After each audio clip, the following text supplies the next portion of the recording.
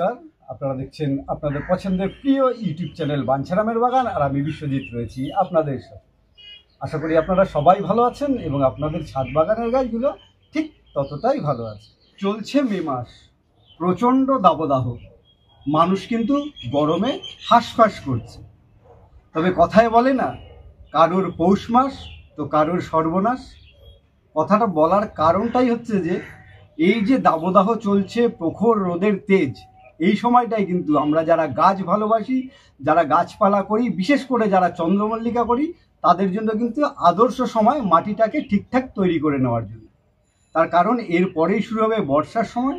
এই বর্ষার সময় কিন্তু আমরা মাটিটা ঠিকঠাক রোদে শুকাতে পারবো না, সুতরাং যে গাছের জন্য যে আদর্শ মাটিটা তৈরি করার দরকার সেটা কিন্তু আমরা করতে পারবো না।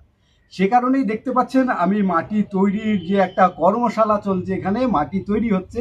আপনাদের আমি দেখাবো কিভাবে আপনারা খুব ভালো চন্দ্রমল্লিকার আদর্শ মাটি তৈরি করে নিতে পারবেন। শুধু মাটিও না, মাটির পাশাপাশি যে আমরা জৈব সার যেটা দেব, গোবর সার, এই পাশেই রয়েছে সেই গোবর সারের একটা প্রসেসিং চলছে। কিভাবে প্রসেসিং করে জৈব সার বা গোবর সারটাকে আরও ভালো উন্নত মানের করে নেওয়া যায়, তার পদ্ধতিও কিন্তু এখানে চলছে। এবং চলছে মানে শুধু আপনারা শুনলেন চলছে তা নয়, আপনাদের কিন্তু এক্ষুনি হাতে কলমে আমরা দেখাবো কিভাবে আপনি আপনার বাগানের জন্য আদর্শ চন্দ্রমল্লিকার মাটি তৈরি করে নিতে পারেন। এই মুহূর্তে আমি যার ছাদে আছি তাকে আপনারা যারা গাছ করেন প্রত্যেকেই চেনেন, এবং যারা আমাদের কর্মশালাগুলোতে আসেন তারা তো চেনেনই। যিনি আমাদের কর্মশালায় চন্দ্রমল্লিকা শেখান, এবং আমাদের আগামী কর্মশালা যে আগস্ট মাসের 3 তারিখে অনুষ্ঠিত হতে চলেছে, সেখানেও কিন্তু তিনি আপনাদের শেখাবেন কিভাবে ভালো চন্দ্রমল্লিকা আপনারা তৈরি করবেন। সুতরাং তখন যখন আপনারা চন্দ্রমল্লিকা তৈরির জ্ঞানটা নেবেন ওনার কাছ থেকে, তার আগে কিন্তু উনি আপনাদের দেখিয়ে দিচ্ছে কিভাবে মাটিটাও তৈরি করবেন। যখন মাটিটা ঠিকঠাক তৈরি করতে পারবেন তবেই আপনি গাছ লাগাতে পারবেন, আর গাছ লাগালেই প্রয়োজন হবে চন্দ্রমল্লিকার সঠিক যত্নের। আপনারা কর্মশালায় অবশ্যই আসুন, সেখানে আপনাদের হাতে কলমে চন্দ্রমল্লিকার যত্নটা শেখাবেন আর কেউ না, যাকে আমরা বা আমি বিশেষ করে বলি চন্দ্রমল্লিকার জাদুকর শ্রী দেবাশিস চ্যাটার্জি। চলুন সরাসরি দেবাশিসদার সাথে কথা বলে এই মুহূর্তে আমরা জেনে নিই কীভাবে আমাদের বাগানের জন্য চন্দ্রমল্লিকার আদর্শ মাটিটা আমরা তৈরি করব। এই মুহূর্তে আমার সামনে দাঁড়িয়ে আছে শ্রী দেবাশিস চ্যাটার্জি দাদা। আমরা সরাসরি দেবাশিস দার সঙ্গে কথা বলে নেব। নমস্কার দেবাশিস দা। নমস্কার। বাঞ্ছারামের বাগানে আপনাকে আরও একবার স্বাগত। আমিও বাঞ্ছারামের বাগানের সকল সদস্যবৃন্দকে এবং চন্দ্রমল্লিকা পুষ্পপ্রেমীদের সকলকে এবং তথা আমাদের সমগ্র পুষ্পপ্রেমী সদস্যদের আন্তরিক অভিনন্দন এবং নববর্ষের শুভেচ্ছা জানাই। আচ্ছা দাদা, খুব ভালো লাগছে আপনার কাছে এই মুহূর্তে আসতে পেরে, যে আমরা একদম চন্দ্রমল্লিকা যে মাটিটা তৈরি করার সঠিক সময়, সেই সময়টা এসেছি। আমাদের দর্শকদেরও চাহিদা থাকে এবং আমরা দেখেছি আপনি কি অসাধারণ গাছ করেন। তার জন্য যে মাটিটা প্রস্তুত কিভাবে করেন সেটা যদি আমার দর্শকদের একবার জানিয়ে দেন তাদের সুবিধা হয়, তারাও কিন্তু তাদের ছাদ বাগানে মনের মতো মাটি তৈরি করে মনের মতো গাছও তৈরি করতে পারে। চন্দ্রমল্লিকা মূলত বেলে দোআঁশ মাটিতে সবচেয়ে ভালো হয়। যদি কেউ বেলে দোআঁশ মাটি না পান, যদি একটু শক্ত মাটি অর্থাৎ এঁটেল মাটি পান, তাতেও কোনো অসুবিধে নেই, কারণ পদ্ধতি আছে। এখানে দেখতে পাচ্ছেন আমি মার্চ মাসের প্রথম সপ্তাহে আমার মাটি বস্তা করে এনে সংগ্রহ করে উপরে তুলে এইরকমভাবে যে চৌবাচ্চার মতো আমি যেটা বলেছিলাম আমাদের কর্মশালায়, যেটা আমি করে থাকি, আপনাদের প্রত্যক্ষ করে দেখাচ্ছি এবারে এখানে সামনাসামনি। যে দেখুন, আমি যেদিনকে মাটিটা এনে ফেলেছিলাম এখানে, মাটিটা অত্যন্ত একটু আঠালো টাইপের মাটি ছিল এবং মাটিটার ভিতর যথেষ্ট জল ছিল।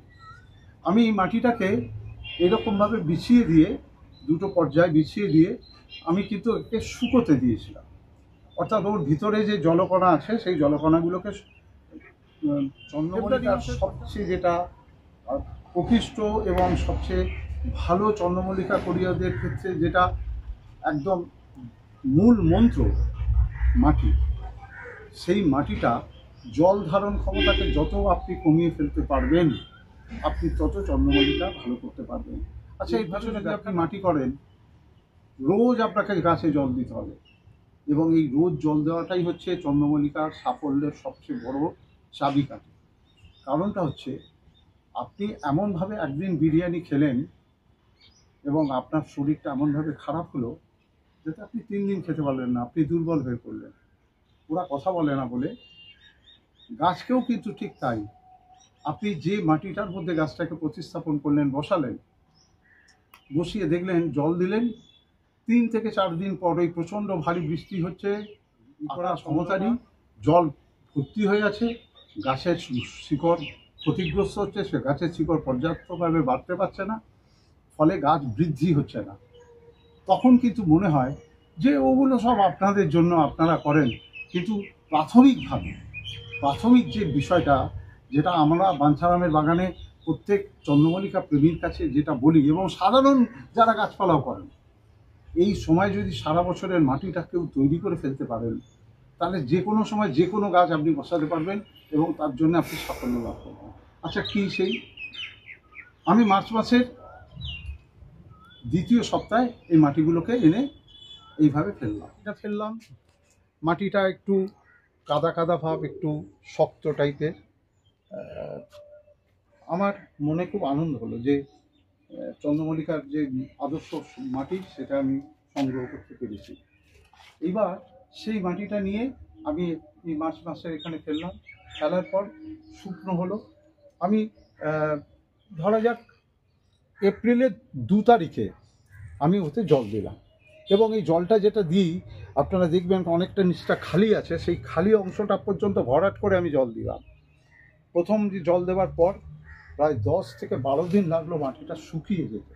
মাটিটা শুকোতে লাগলো 10 থেকে 12 দিন। এই সময়গুলোর, এই গ্যাপগুলো একটু আপনারা মাথায় রাখবেন। 10 থেকে 12 দিন প্রথমে মাটিটা শুকোতে সময় নেই।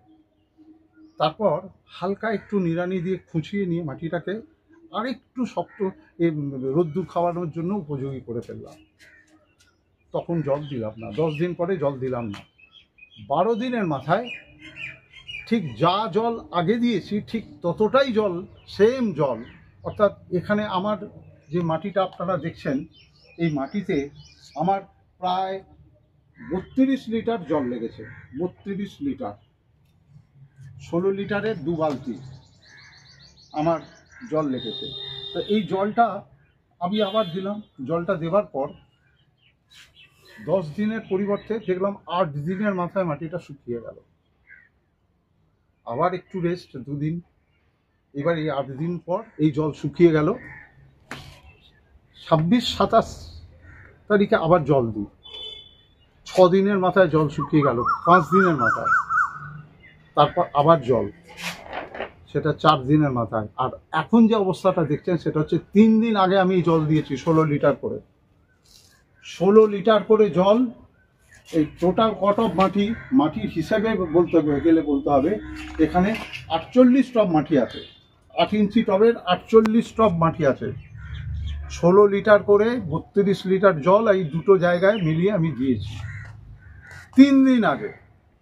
3 দিন আগে দিয়েছি। দেখুন কিভাবে মাটিগুলো ফেটে গেছে। আমি বিশ্বজিৎকে অনুরোধ করব, মাটিগুলো কিভাবে ফেটে গেছে এবং মাটিগুলো কি অবস্থায় পরিণত হয়েছে। একটা মাখনের মতো অবস্থা চলে আসছে। কাল সকালে একে জল দেব। জল দেওয়ার পর আবার প্রতীক্ষা, এবং আমার ধারণা এই জল দেওয়ার পর আমার মনে হয় 2 দিনের মধ্যে এই জল শুকিয়ে যাবে। এই কাজটা যখন আপনি যে আজকে জল দিচ্ছেন, কালকে শুকিয়ে গেল, এই পর্যায়ে যেই হয়ে গেল, এই মাটিটাকে আপনি তুলে ফেলুন, জানলেন আপনার মাটি তৈরি হয়ে গেল। মাটি তৈরি হয়ে যাওয়ার পর এবার এই মাটিকে আপনি চেলে নিন ভালো করে। চেলে নিয়ে 8 ইঞ্চি টবে 1 টব মাটিতে 5 গ্রাম চক ডাস্ট, দেখবেন একটু ঘিয়ে কালারের হয়, বনফিল্ড লেনে পাওয়া যায় এই চক ডাস্ট। খুবই কম দাম, 30 টাকা প্যাকেট, 1 কেজির দাম। ডাস্টটাকে আমি এই সিলভার স্যান্ডের সাথে মিশিয়ে নিই। কীভাবে? যে প্রতি 5 গ্রাম না, আমি 4 টব 8 ইঞ্চি টবের মাটি নিলাম, আমার 20 গ্রাম লাগবে। 5 গ্রাম টব প্রতি হলে 20 গ্রাম লাগবে। তাহলে এই 20 গ্রাম চক ডাস্টকে আমি এই 4 ইঞ্চি টবের 1 টব সাদা বালির সাথে আগে ভালো করে মিশিয়ে নিলাম। কেন নিলাম? কারণ মাটির প্রতিটি কোণায় যাতে এই চক ডাস্টটা মেশে, তার জন্য পর্যাপ্ত আমাকে ব্যবস্থা করতে হবে। এই চক ডাস্টটা মেশানোর পর আমি মাটিটাকে আরেকবার এরকমভাবে বিছিয়ে দেবো, দিয়ে শুধু একবার খালি জলটা খাইয়ে দেবো। কারণটা হচ্ছে রোদ্দুর এবং হিট এবং বালির মিশ্রণ এবং এই চক ডাস্টের মাটির সাথে মিশে যাওয়ার যে পদ্ধতিটা, সেটা খুব ভালোভাবে সম্পন্ন হয়। সেই জন্যে আমি চক ডাস্টকে সবসময় এই স্প্রেডার হিসেবে আমি এই সাদা বালিটা চকডাস্টের সাথে আগে মিশিয়ে নিই। মাটি চালা হয়ে গেছে, মাটি চালার পর আপনি চকডাস্ট মিশিয়ে নিয়েছেন, মিশিয়ে নিয়ে আবার এইরকম এই চৌবাচ্চাটার মধ্যে ফেলে দিন, দিয়ে 2 দিন মোটে একটু রোদ্দুর জল খাইয়ে এই মাটিটাকে বস্তাবন্দি করুন। এই হচ্ছে মাটিটা সবেমাত্র তৈরি হলো। এবার দেখুন এর পাশে রয়েছে গোবর সার। আপনাদের অনেকের ধারণা হবে এই গোবর সারকে আপনার আমরা তো কোনোদিন রোদ্দুর খাওয়াই না, কিন্তু আপনি এইভাবে রোদ্দুর খাওয়াচ্ছেন কেন? স্টেরিলাইজেশন। এই স্টেরিলাইজেশনটা, কাউডাংয়ের স্টেরিলাইজেশনটা, এর ভেতরে যদি কোনো হার্মফুল ব্যাকটেরিয়া থাকে সেই হার্মফুল ব্যাকটেরিয়াটাকে পুরো ডিস্ট্রয় করে দেয় এই রোদ্দুর। এইটাকে তাহলে আপনি আবার কিভাবে ব্যবহার করবেন? ব্যবহার করা যাবে। কিভাবে ব্যবহার করব? সেটা হচ্ছে এই গোবর সারটাকে তুলে নিয়ে একটা বালতির মধ্যে ফেলে লিটার প্রতি 20 গ্রাম আখের গুড়, এই হারে 5 লিটার জল মিশিয়ে জলটা তৈরি করলাম। অর্থাৎ 100 গ্রাম আখের গুড়ের সাথে 5 লিটার জল মেশালাম, দিয়ে ওই 16 লিটার জলের বালতির মধ্যে এই গোবর সারটাকে দিয়ে একটা ছায়া জায়গায় রাখলাম। ওই যে মাটিটা যেমন মাখনের মতো হয়ে যায়, এই গোবর সারটা ঠিক এই পদ্ধতির পর মাখনের মতো হয়ে যাবে, একদম পুরো হালকা এবং অত্যন্ত সফট, ভীষণ সফট হয়ে যাবে। এই সফট হয়ে যাওয়ার পর আমরা প্রতি 8 ইঞ্চি টবে 1 টব গোবর সারের সাথে ট্রাইকোডার্মা ভিরিডি আমরা 20 গ্রাম করে মেশাই। ট্রাইকোডার্মা মাটির সাথে গোবরের সাথে মেশাবেন না, আগে গোবরের মধ্যে ট্রাইকোডার্মা ভিরিডি মিশিয়ে তাকে ছায়াযুক্ত স্থানে রাখবেন। ওপরে যখন দেখবেন একটু শ্যাওলা ভাব হচ্ছে, তখনই জানবেন আপনার গোবর সার তৈরি হয়ে গেল। তাহলে আপনার মাটি তৈরি হয়ে গেল, আমার গোবর সার তৈরি হয়ে গেল।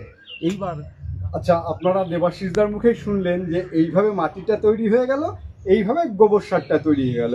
আদতে কি মাটিটা তৈরি হয়ে গেল? কখনোই না। আমরা কি করি যারা সাধারণ বাগানি, আমাদের কাজই হচ্ছে মাটি নিলাম, ওর মধ্যে শিংকুচি দিলাম, হাড় গুঁড়ো দিলাম, গোবর সার দিলাম, ভার্মি কম্পোস্ট দিলাম, আরও যা যা আছে দিয়ে তারপরে জল দিয়ে এক জায়গায় রেখে দিয়ে মাস খানিক বা 2 মাস বা 3 মাস কেউ কেউ রাখলাম, রাখার পরে একটা আমাদের মাটি তৈরি হয়ে গেল। কি তাই তো? আসলে এই পদ্ধতিটাই আমরা সবাই ফলো করি। একদম।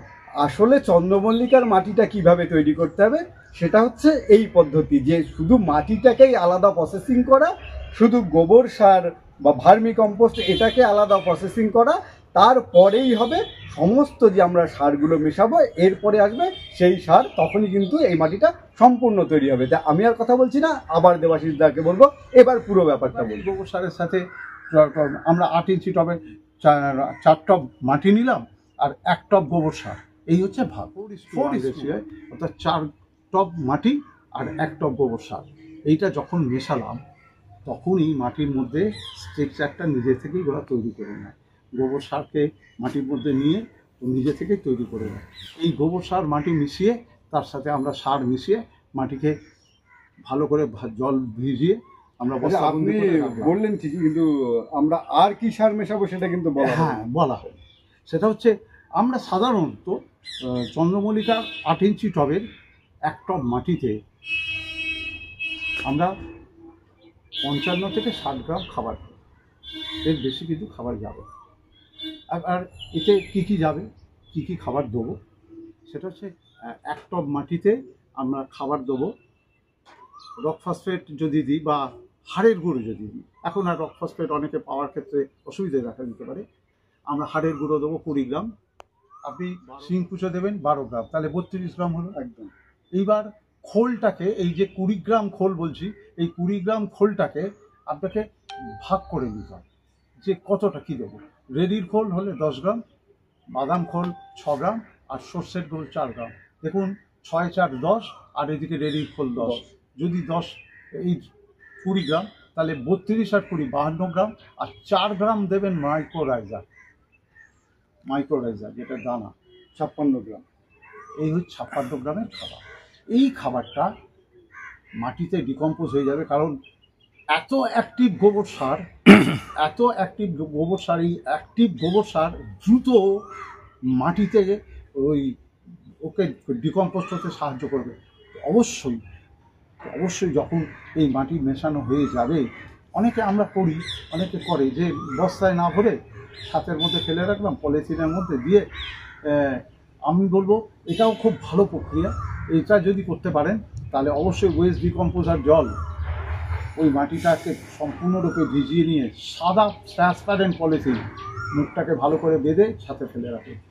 এই মুখটা বেঁধে দেখবেন গায়েতে ঘাম হয়ে গেল, কিছুদিন পর সাদা সাদা রোঁয়ার মতো কিছু তৈরি হলো, অর্থাৎ ফলের ব্যাকটেরিয়াগুলো ওরা ফুল ফর্মে এসে গেল। একটু ঘেটে নিন, মাটিটাকে একটু শুকিয়ে নিন, হালকা শুকিয়ে নেবেন, খুব খটখটে করে রোদ্দুরে ছায়া জায়গাতে শুকিয়ে নেবেন, ময়েশ্চার থাকবে মাটিটায়। এক কথায় ময়েশ্চার যুক্ত মাটিটাকে নিয়ে আপনি একটা ছায়াযুক্ত স্থানে বস্তাবন্দি করুন। আর চন্দ্রমল্লিকা আপনার কথা শুনবে চন্দ্রমল্লিকা।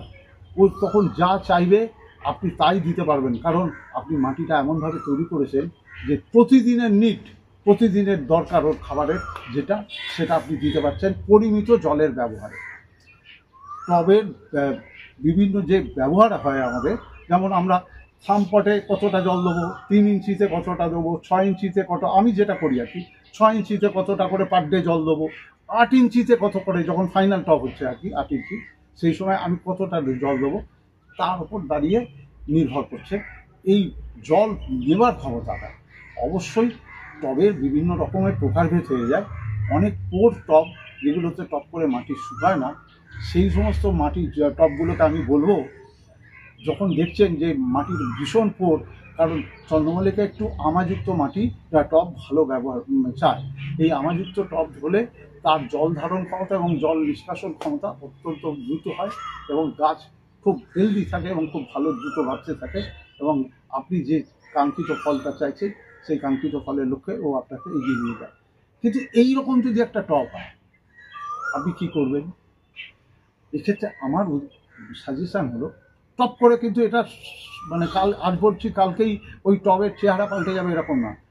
আমরা করি কি, একটা বালতি বা একটা বড় গামলার মধ্যে জল নিলাম, যদি সেই জলটা 30 লিটার হয়, সেই 30 লিটার জলের মধ্যে 60 ml সালফিউরিক অ্যাসিড দিয়ে দিই। জলটা হলো ওই অ্যাসিডিক জলের মধ্যে 2 দিন ওই টবগুলোকে চুবিয়ে রেখে দিই, দেখবেন গায়ে একটু আমার নোনা ওপরের দিকে বা নিচের সাইডে একটু করে নোনা আসছে। এইটা যদি করতে পারেন, এইবার সেই টবটাকে একটু শুকিয়ে নিন। আপনার ছায়াযুক্ত জায়গা রোদ্দুরে রাখতে হবে না, কিন্তু ছায়াযুক্ত জায়গা রাখলেও ওটাকে শুকিয়ে নিয়ে আপনার ব্যবহারের উপযোগী, চন্দ্রমল্লিকার ব্যবহারের উপযোগী টব তৈরি করুন। এমন নয় যে এটা বললাম সাথে সাথে আপনি ওই আমাযুক্ত টব কিনতে ছুটলেন। আপনার হাতে অনেক টব হাতে পড়ে রয়েছে যেগুলো আপনার ব্যবহার করেন, কিন্তু মাটি শুকায় না বলে, ঠিক মতো জল ধরে রাখে বলে, পোর বেশি বলে এই টবগুলোকে আপনি রিজেক্টের জায়গায় নিয়ে গেছেন। একে ব্যবহারযুক্ত করে তুলুন, এইটুকু বলছি আজকে। আর একটু ধরবো আপনাকে, সেটা হচ্ছে আপনি যে মাটিটা তৈরি করালেন সেটা মূলত হচ্ছে আমাদের ফাইনাল টবের মাটি 8 ইঞ্চি পরে যখন আমরা গাছি ফাইনাল। না না না না না, এটা একদম 1 ইঞ্চি থেকে যাবে। 1 ইঞ্চিতে খাবার যাবে না, 1 ইঞ্চিতে এই ছোট টবে খাবার যাবে না, শুধু প্লেন মাটিটা যাবে, গোবর সারও তাতে যাবে না। এবার 3 ইঞ্চিতে ওই মাটি মেশালাম, কিচ্ছু হবে না, ওই মাটিতেই গাছ বসবে, কোনো ক্ষতি হবে না গাছে। এবং 3 ইঞ্চির পর 6 ইঞ্চি, 6 ইঞ্চির পর 8 ইঞ্চি, সেই একই খাবারের মাটি আপনি দিতে থাকছেন, কোনো অসুবিধা নেই, এবং গাছ গ্রহণ করবে। চন্দ্রমল্লিকা, ভালো চন্দ্রমল্লিকা তৈরি করতে খুব ভালো মাটি তৈরি করতে হবে, সেটা যেমন সত্য কথা। আর একটা সিক্রেট কিন্তু জানালেন।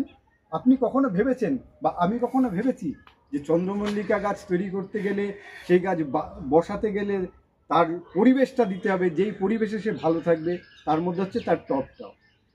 সেই টবটা যদি হয় তাহলে কিন্তু চন্দ্রমল্লিকা গাছটা খুব ভালো হয়, সেখানে খুব ভালোভাবে সে গ্রো করতে পারে। এটা আপনারও জানা ছিল না, আমারও জানা ছিল না। তাই যারা অন্তর দিয়ে গাছ করে, তাদের দীর্ঘদিনের অভিজ্ঞতার যে ফল, সেই ফলগুলোই কিন্তু এই দেবাশিসদার মতো মানুষের কাছ থেকে আমরা সবসময় সংগ্রহ করি, এবং এটা আমরা আমাদের জীবনেও কাজে লাগাই। অনেক ধন্যবাদ ধৈর্য ধরে এই ভিডিওটি দেখার জন্য। আজ এই পর্যন্তই, আবার দেখা হবে অন্য ভিডিওতে। নমস্কার, ধন্যবাদ।